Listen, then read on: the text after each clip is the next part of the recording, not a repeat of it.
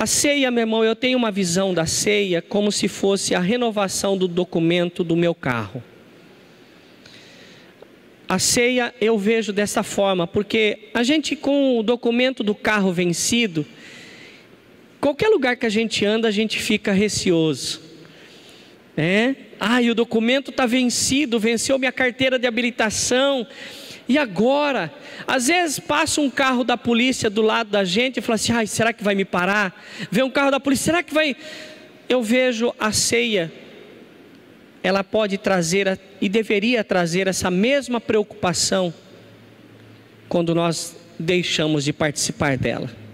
A ceia é uma comunhão, a ceia é estar junto, fazendo parte de um corpo. É muito importante isso, né? A gente tem tantos compromissos no dia a dia, mas um compromisso que é inadiável é o sono, é o dormir.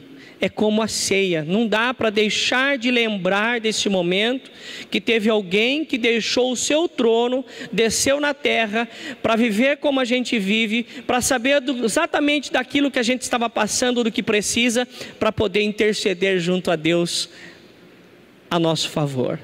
E nesta manhã nós vamos renovar essa aliança. É uma renovação, sabe? Não que Deus esqueceu da aliança que Ele fez com a gente, mas nós precisamos manter em nós vivo este momento. Porque por causa dos nossos interesses, às vezes nós esquecemos do interesse de Deus. Por causa das nossas preocupações, nós esquecemos dessa preocupação que Deus teve com a gente. E nós precisamos manter isso sempre vivo. Então às vezes nós fazemos campanha, nós fazemos isso, fazemos aquilo, mas o propósito é manter Deus vivo e com liberdade para agir dentro de nós. Isso é o motivo. E Ele diz em sua palavra, fazer isto em memória, é um memorial. É como você passar em frente um canteiro, um lugar aí, e você vê uma cruz lá naquele lugar. Você lembra que naquela cruz é símbolo de uma libertação que Jesus trouxe para nós. Foi ali, numa morte, naquela cruz. A cruz hoje está vazia, não tem mais ninguém lá, porque Jesus foi tirado de lá, foi enterrado e está vivo, Ele ressuscitou. Então a cruz hoje a gente tem que olhar para ela e ver ela vazia, porque Jesus não está mais lá. O que o diabo gostaria de que acontecesse é que Jesus continuasse lá, porque lá Ele não poderia fazer nada por mim, nada por você, porque na cruz Ele estava morto, mas Ele vive. Glória a Deus por isso. Então a palavra de Deus nos ensina que a ceia é um memorial, é algo que eu olho para Ele e automaticamente eu lembro daquilo que Jesus fez por nós. E é uma mensagem que eu quero trazer, quando se trata de ceia, eu até gostaria de inventar algumas coisas, mas a Bíblia nos ensina no livro de Apocalipse 22, 18 e 19, que eu não posso inventar nem para cima, não posso criar nada e também não posso tirar nada do que está na palavra. Mas a palavra de Deus é uma palavra que se renova todos os dias. E o tema para a mensagem é obediência ao Senhor. Nós somos obedientes ao Senhor? Será que nós somos obedientes a Deus da mesmo tipo de obediência que a gente às vezes exige que os nossos filhos tenham sobre nossa autoridade?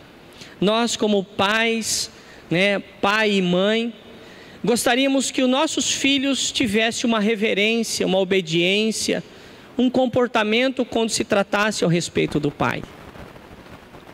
Eu sou o pai, eu falo, bença meu pai, bença minha mãe. É legal isso, porque você está pedindo a bênção daquele que tem autoridade sobre a tua vida. Autoridade de mãe, autoridade de pai. E às vezes o pai fica todo feliz, o vô fica todo feliz quando ali o neto ou o filho tem aquela reverência, o respeito por pai. Não, esse é meu pai, honra o pai. Essa é a mesma coisa que Deus espera de nós. E será que a gente tem comportado dessa maneira? Será que a gente tem cobrado dos nossos filhos, mas não tem retribuído isso a Deus? Como que está o nosso comportamento em relação a Deus? Não é só fazer, é algo fazer. A palavra de Deus diz que o culto, a adoração a Deus é algo racional. Eu tenho que raciocinar, eu tenho que entender e saber o que eu estou fazendo. Eu não posso fazer de qualquer jeito. E aí eu quero compartilhar com vocês, falando sobre a ceia, o que está escrito no livro de 1 Coríntios, capítulo 11, o versículo de 23 e a seguir. 1 Coríntios, primeira carta de Paulo aos Coríntios, capítulo 11, versículo de número 23 e a seguir. É muito interessante, eu gosto muito de ministrar sobre ceia em cima do livro de Paulo, porque Paulo ele foi entregar uma mensagem. Nós sabemos que Paulo era uma pessoa que antes de ele chamar Paulo, ele chamava Saulo, e quando ele chamava Saulo, ele perseguia os cristãos. Ele tinha conhecimento da palavra de Deus, ele foi ali instruído por um homem chamado Gamaliel, e ele era uma pessoa bem instruída na palavra. Mas ao invés de ele obedecer a palavra de Deus e obedecer o ensinamento de Jesus, não, ele perseguia os cristãos. Ele queria matar, ele queria prender, ele queria judiar, ele queria fazer o crente, o cristão, sofrer. Até que um dia ele estava indo prender um grupo de pessoas na cidade de Damasco, e no meio do caminho, literalmente, ele caiu do cavalo. Ele estava ali a cavalo, aí veio uma cegueira sobre ele, Jesus falou assim para ele: Saulo, Saulo, por que me persegues? Aí a pergunta, né, mas ele não estava indo prender Jesus, ele estava indo prender pessoas que acreditavam em Jesus. Ele não estava indo prender o Senhor, porque o Senhor já tinha subido para a glória, e ele estava indo prender pessoas como eu e você que acreditamos em Jesus. E aí, no meio do caminho, antes de prender essas pessoas, ele caiu do cavalo com uma escama de peixe nos olhos, cegueira, e ele ouviu uma voz que Jesus dizia a ele: Saulo, Saulo, por que me persegues? E aqui há um ensinamento muito grande, porque Jesus não mandou um homem para fazer a justiça contra Saulo, mas o próprio Senhor interviu ali naquela situação. Então as nossas vidas, estando em Cristo, também Jesus vai agir, e aquele que de repente está tentando nos perseguir, judiar da gente, vai cair do cavalo também. Então nós precisamos acreditar nessa palavra. E ele era um perseguidor, se converteu, e aí depois ele começou a pregar a palavra. E como todos que fizeram um monte de coisas erradas na vida, como todo mundo, somos falhos, e chega um dado momento que a gente amadurece, cresce, aceita Jesus, recebe os ensinamentos, e aconteceu isso com Paulo. E aí mudou o nome dele, de Saulo para Paulo. E aí nessa situação, ele começou a pregar as palavras de Deus, mas as pessoas tinham medo dele, porque anteriormente ele prendia as pessoas, e quando ele chegava para falar de Jesus a alguém, as pessoas falavam assim: é o Saulo aí, ó.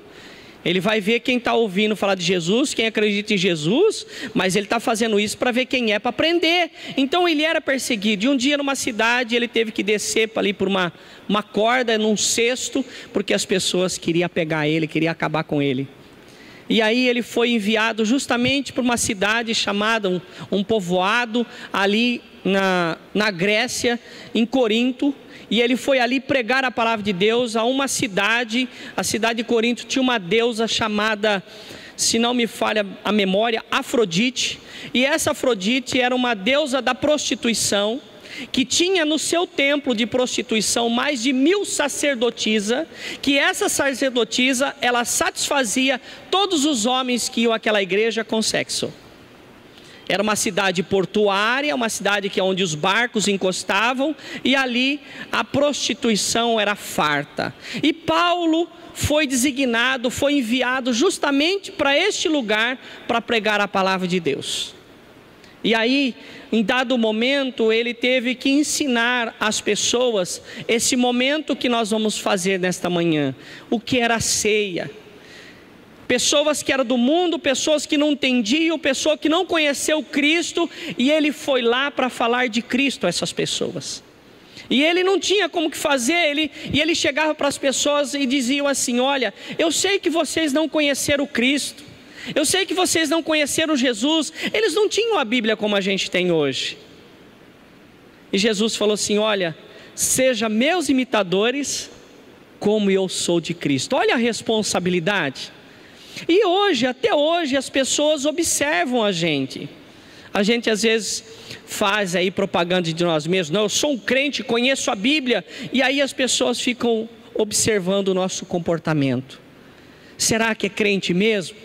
Aí permite algumas coisas para ver se a gente realmente é crente. E aí a gente tem que vigiar sempre. Vigiar o que fala, vigiar aonde olha, vigiar o que escreve, vigiar no que veste. Porque tudo isso é um sinal daquilo que eu sou.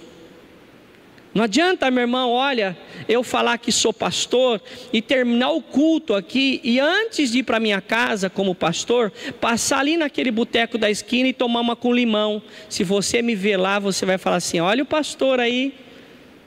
Você entendeu? Então ele precisava dar testemunho. E a melhor forma de a gente pregar a palavra de Deus é com as nossas atitudes. A palavra é complemento daquilo que eu sou. Porque a palavra, ela é dita, mas ela sai daquilo que o coração está cheio. Não é algo automático. E o versículo 23, ele começa a ensinar o povo ali de Coríntios sobre a ceia.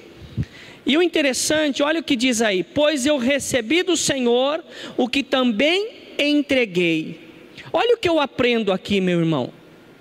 Eu aprendo que Jesus, ele está aqui ensinando as pessoas aquilo que ele aprendeu do Senhor. Ele não está ali colocando testemunho, ele não está ali falando algo que é dele, mas ele está transmitindo aquilo que Deus ensinou a ele. Ele poderia muito bem dar uma enfeitada ali, enfeitar o pavão, fazer uma pintura. Não, mas ele foi genuíno, ele foi autêntico, ele foi original naquilo que ele estava falando. Ele falou, olha, pois eu recebi do Senhor o que também vou entregar, o que também vos entreguei.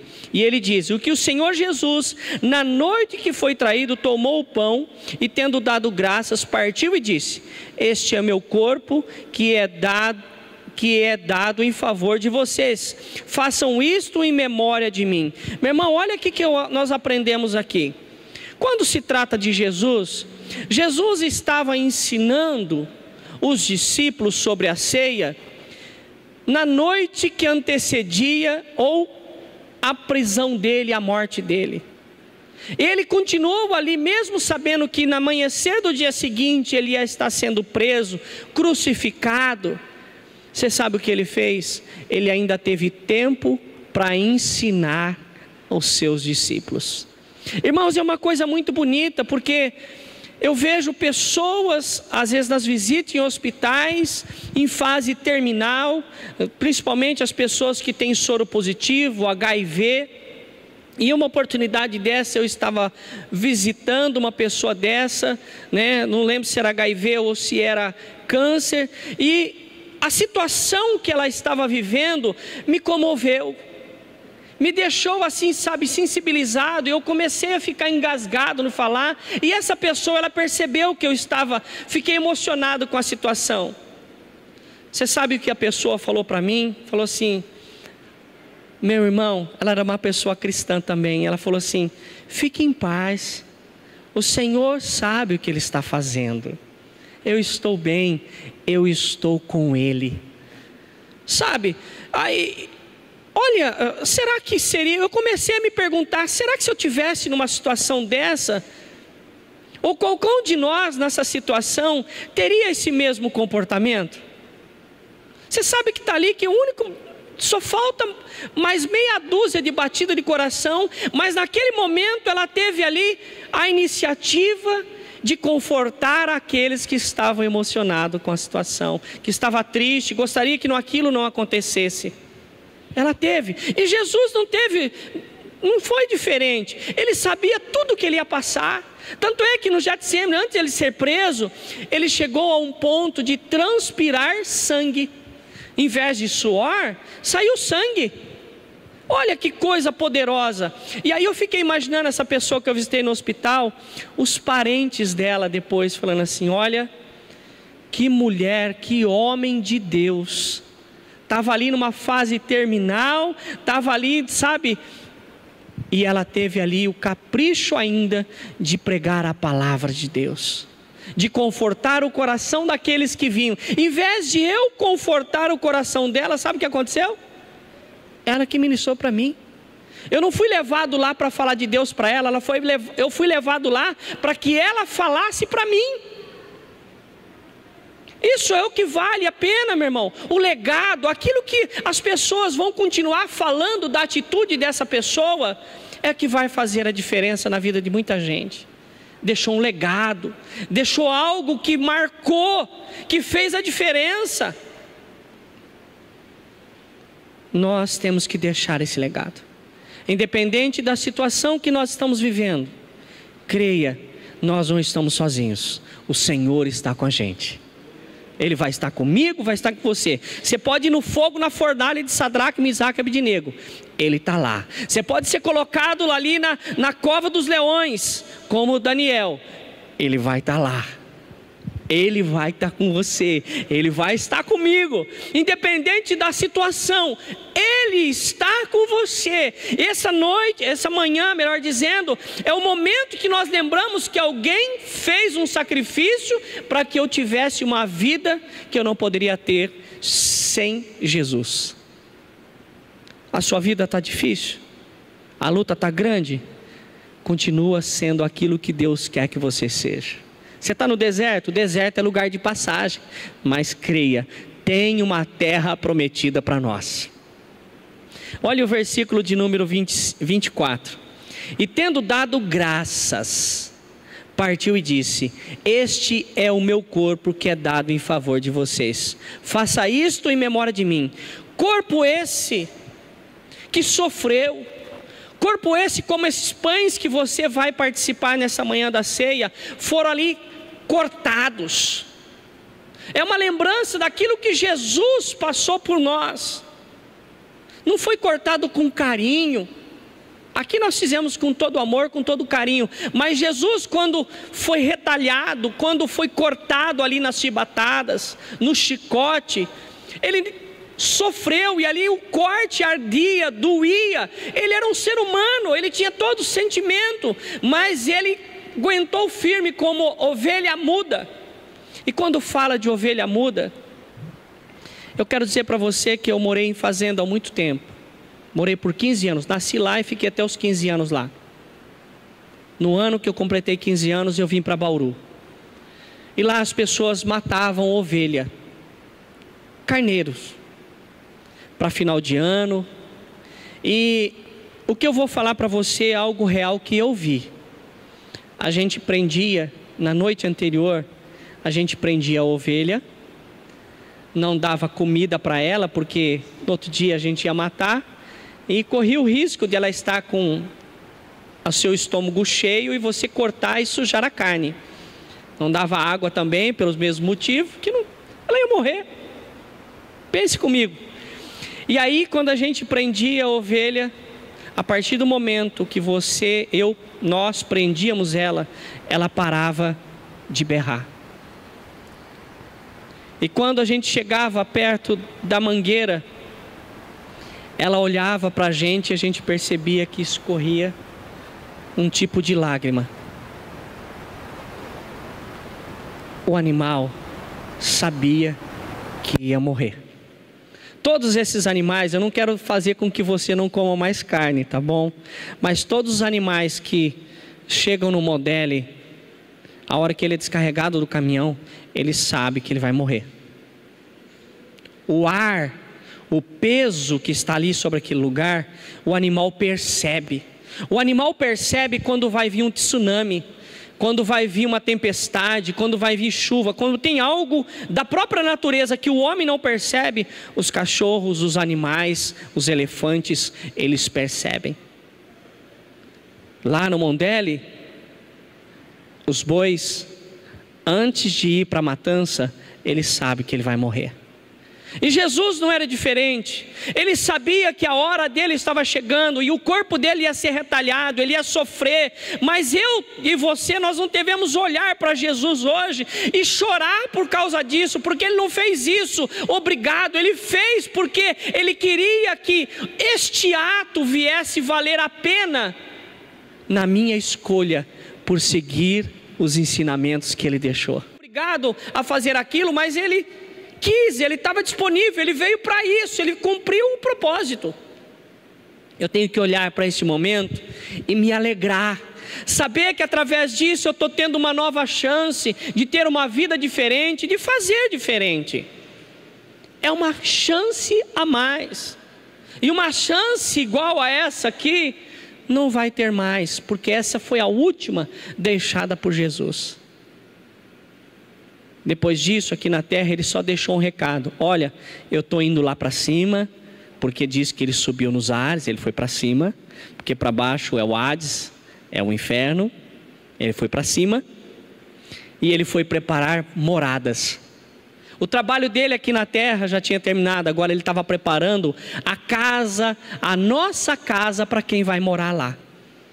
E às vezes a gente olha para a nossa casa e pergunta: eu estou construindo a minha casa aí já faz 2 anos. Porque a casa é grande, a casa é bonita, a casa você está fazendo um investimento, você está demandando ali 3, 4 anos do seu orçamento para deixar a sua casa um brinco. Imagina Jesus, com todo o poder que Ele tem e autoridade, faz mais de 2000 anos que Ele lá foi preparar a nossa casa.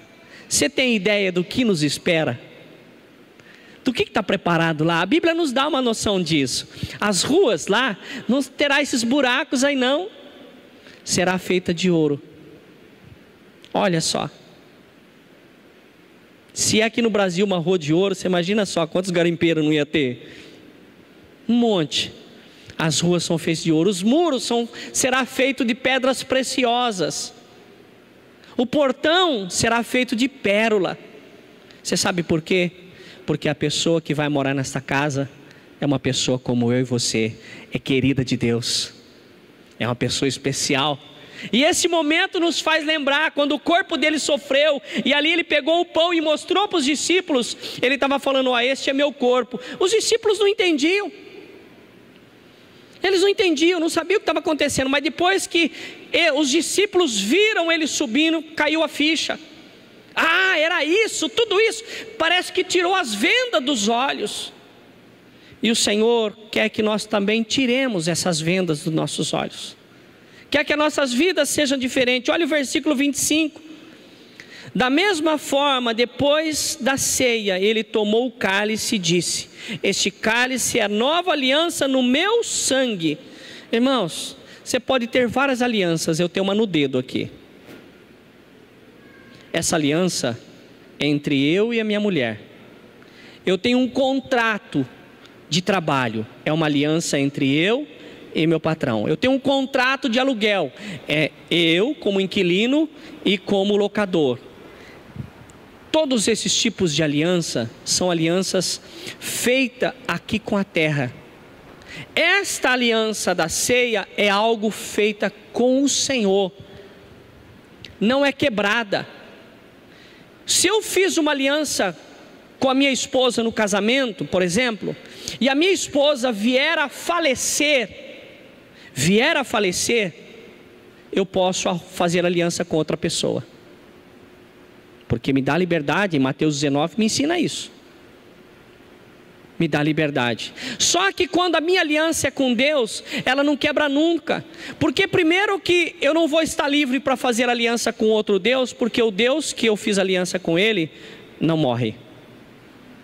E se eu morrer, a minha aliança com Ele não é quebrada, porque Ele vai me levar para mais perto dEle. Essa aliança, o sangue de Jesus fez uma nova aliança que não é quebrada. Não é quebrada. Por mais que aconteça as coisas na nossa vida de errada, Deus sempre espera que nós busquemos em Jesus como advogado para nos defender. Por mais que você errou, olha o pior dos erros, o pastor não pode colocar você para fora da igreja porque você errou. Não posso. Primeiro que a igreja não é minha, e a igreja é um lugar de receber as pessoas que precisam de tratamento espiritual. As pessoas que têm dificuldade, problema espiritual, têm que vir para o hospital espiritual. É a igreja. Evidentemente que o pastor vai exigir aqui o que está escrito em 1 Coríntios 14:40. Ordem, tem que ter ordem e tem que ter decência. Indecente ou fazer, o pastor vai usar essa palavra e vai falar: olha, meu irmão, a Bíblia está falando aqui que é com ordem e decência. Você está fazendo desordem aqui. Você não está decentemente. Você vem na igreja de biquíni. Biquíni, tem lugar para usar o biquíni. Na igreja não é lugar. Você entendeu? Então eu vou manter a ordem e a decência aqui dentro. É minha responsabilidade. Da mesma forma que na sua casa tem coisas que você não vai permitir, porque você lá mantém a ordem e mantém a decência. Na casa de Deus não é diferente.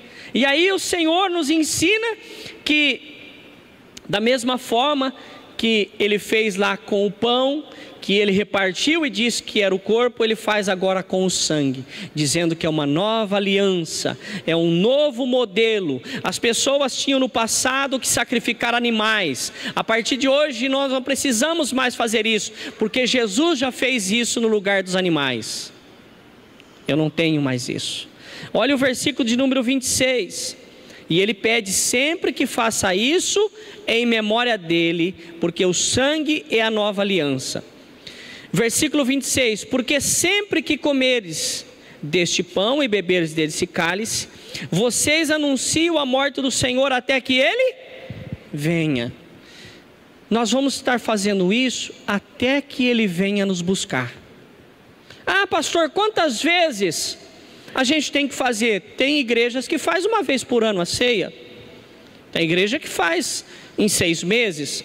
Nós aqui temos o costume de fazer todo mês, o primeiro domingo de cada mês, salvo exceção, né? Porque às vezes tem algum compromisso, a gente não faz no segundo, mas a gente faz de qualquer maneira todo mês a ceia. Lembrando que tem alguém que fez uma aliança com a gente e a gente retribuiu essa aliança, no caso Jesus Cristo. Ele fala que nós devemos fazer isso sempre em memória dele. Versículo 26, porque sempre que comer desse pão e beber desse cálice, vocês anunciam a morte do Senhor até que Ele venha. Morte essa qual? A morte que nos trouxe a vida. Nos trouxe a vida. Já imaginou a gente com um problema de coração? Não tem mais jeito, o coração inchou. Se não tiver um transplante, a gente vai morrer. E de repente alguém chega para você e fala assim: olha, eu quero dar o meu coração para você. E essa pessoa é morta, é tirado o coração dela, ela morre, e pega o coração dessa pessoa que estava viva, tira o seu e coloca o dela no lugar. Essa pessoa, ela deu a vida, que era o coração dela, para você, para mim. Então eu vou ser grato a essa pessoa, porque eu estava destinado a morrer, e ela pegou, tirou o seu próprio coração e me deu. As mães, às vezes, se possível, faria isso pelos filhos. Quantas mães às vezes não olham para os filhos e fala, e vê o filho chorando, o filho doente, principalmente quando é bebezinho, tem aquela cólica que só Jesus na causa. E aí a mãe às vezes fala assim: oh Deus, faça com que essa cólica venha para mim, que o nenê não tem essa cólica. Às vezes o filho fica doente: oh Deus, faça com que eu fique doente no lugar dele, porque eu sou mais forte. Não é isso que a gente faz. Então foi justamente isso que Jesus fez. Ele pegou aquilo que nós não iríamos suportar e pegou para Ele. Aquilo que eu não ia aguentar, Ele tomou para Ele. É por isso que a gente, quando toma posse daquilo que Jesus nos deixou, a gente acaba passando para Ele muitas coisas que nós não iríamos aguentar a carregar. Os dias, a palavra de Deus diz que está sendo abreviados. Eles estão se encurtando. O problema às vezes que era para ter um tempão que o dia demoraria a passar, não, o problema também vem mais rápido. Os dias estão sendo abreviados, o problema também parece que se torna maior. Não é verdade? Lá atrás, para você conversar com uma pessoa, você tinha que montar num cavalo e ir lá em Arialva, por exemplo. Hoje não, você pega o WhatsApp, manda lá para a pessoa, em 1 segundo ela já está te respondendo. Mas mesmo assim, parece que a gente não tem tempo. O tempo parece que perdeu o tempo. Você mal amanhece, já tem que deitar de novo. Você mal deita, já tem que levantar outra vez. Está sendo abreviado. Os problemas, em vez da tecnologia ajudar a facilitar as coisas, parece que não mudou nada. Continua tendo as mesmas preocupações. Continua do mesmo jeito. Porque os dias estão sendo abreviados. E aí as pessoas que não aproveitaram esses dias, podem perder a vida eterna. Não procure fazer uma alegria de 5 minutos e com esses 5 minutos perder a vida eterna. Aproveite a tua casa, aproveite a tua família, aproveite os seus pais, aproveite. Vai ter um tempo que os nossos pais não vão estar aqui, o meu pai já não está mais, tem muitos que já não tem nem o pai nem a mãe. Aproveite esse tempo, tem que aproveitar. E nós devemos aproveitar também aquilo que o Senhor Jesus nos deixou. Versículo de número 27. Portanto, todo aquele que comer o pão ou beber o cálice do Senhor indignamente será culpado de pecar contra o corpo e sangue do Senhor. Aqui a palavra de Deus está nos ensinando que quando eu participo da ceia, sem saber o significado dela, sem saber aquilo que está ali composto, eu posso estar sendo culpado pela morte de Jesus. Já imaginou alguém chegar para você e falar assim: ah, agora eu estou sabendo, foi você que ajudou a matar Jesus, né? Falou: não, não foi eu não, eu nem vivi, eu estou vivendo agora. Não, você é culpado sim, mas eu não estava lá. Então eu posso ser culpado quando eu faço coisas na obra de Deus, e principalmente da ceia, quando desconheço, quando faço sem o devido conhecimento. Então eu preciso ter esse conhecimento. E o versículo 28, examine-se cada um a si mesmo, então coma do pão e beba do cálice. Olha que coisa interessante que o Senhor ensina a nós aqui. Examinar, quando a gente vai ao médico, os exames, ele vai, exame de sangue, exame ali de fezes, exame de urina, exame disso, exame daquilo, e você faz, todo esse material, ele é examinado, ele é analisado, ele é passado por pessoas que vai fazer uma identificação, vai catalogar tudo que tem ali composto. E aí o médico vai pegar esse exame e vai falar assim: ah, você está bem de saúde. Opa, tem uma coisa errada aqui, você precisa fazer um tratamento. Irmãos, se identificou algum problema na minha saúde, na sua saúde, e ali os exames comprovaram isso, o que você vai fazer? Vai logo correr e tomar o medicamento, não é verdade? A gente vai atrás da farmácia, a gente vai atrás do médico. Qual é a receita, doutor? Ah, se é grave, doutor, me dá o remédio logo, eu preciso tomar logo esse remédio. Eu quero me livrar desse mal. Esse examinar que o Senhor está falando da ceia é para que eu pegue a minha vida e examine. E da mesma forma que é identificado um problema de saúde que eu procuro tratar para que tenha vida ali com saudável, eu tenho que fazer com a ceia. Se eu examinei a minha vida e encontrei um pecado, e o pecado, meu irmão, deixa eu falar algo para você. O pecado, lá no começo, quando o mundo foi destruído com água, lá na época de Noé, Deus falou que o pecado cheirou mal as suas narinas. O cheiro do pecado fedeu no nariz de Deus.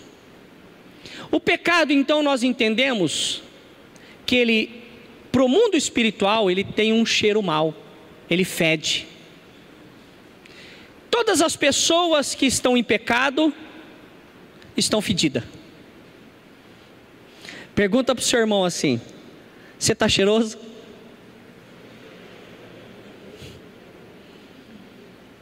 E o de tudo isso, meu irmão, não sei se você percebe, mas o cheiro mau, o fedor, ele atrai moscas.